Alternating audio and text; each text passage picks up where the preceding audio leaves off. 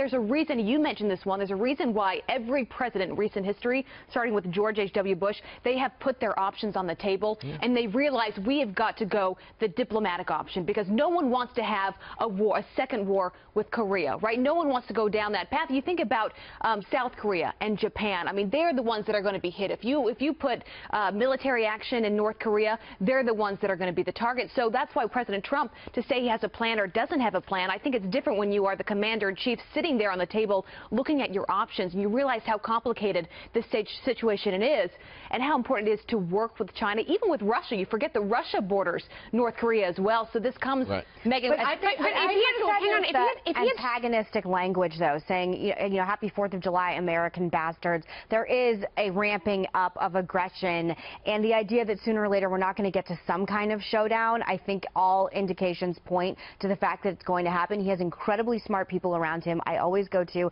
Madison McMaster, the two M's that run foreign policy in this administration, completely brilliant individuals. But I think at this point, history, unfortunately, like you said, leading from behind and just putting obsequious sanctions out there has led to the point that we're at today, and I believe that we are heading towards military. We are, but if he had started, hang on, if he had started with which China, by the way, has done more than they've done with the past presidents, because they know they're dealing with a different leader, President Trump. But it's not near, no, it's not enough, and they've got to strangle North Korea when it comes to the economy. But what they have done is stopped coal exports, because anything you buy from North Korea has to go through China. Their trade with North Korea has grown tenfold in 15 years, and President Trump's tweet was spot on. It was accurate. The trade with North Korea out of China up 37% in the first quarter of this year. But in terms of China, we need to make a decision today. Write China off.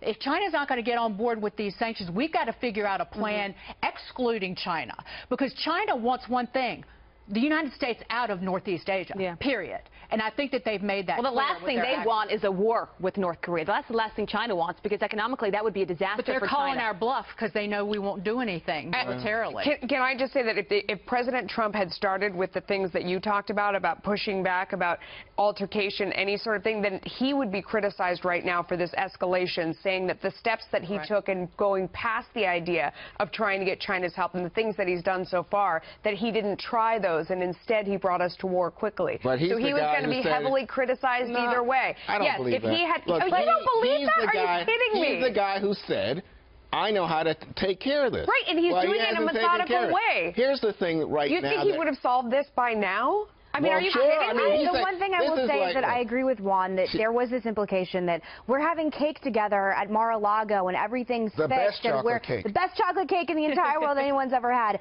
And that I was under the impression that there was going to be some kind of trade deal and that we could find mutual interests at place. And it ended up being, it seems, complete kabuki theater, which I think for people, all of us sitting on the couch, when it looks like this is leading to a very real escalation with someone that I consider the greatest maniac of our generation, it's quite disconcerting. And at this point, I agree with you that all of this sort of cosmetic deal-making is leading us to absolutely no place to go. But he still had to do that, though. Didn't he still have to do it? Didn't he still owe it a try to sit down with China? It didn't work. But I'm saying right now, let me just go to what I think is on the table, because Dagan was saying, well, here's what we have to do. So Rex Tillerson, who is the Secretary of State, for those who may have forgotten, Rex Tillerson said yesterday, July 4th, you know, the UN and the sanctions, we need more of those. Well, let's see.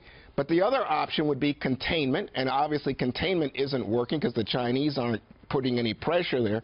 The final option comes from President Moon of South Korea, who is our ally, who is our friend, and who says he wants to negotiate.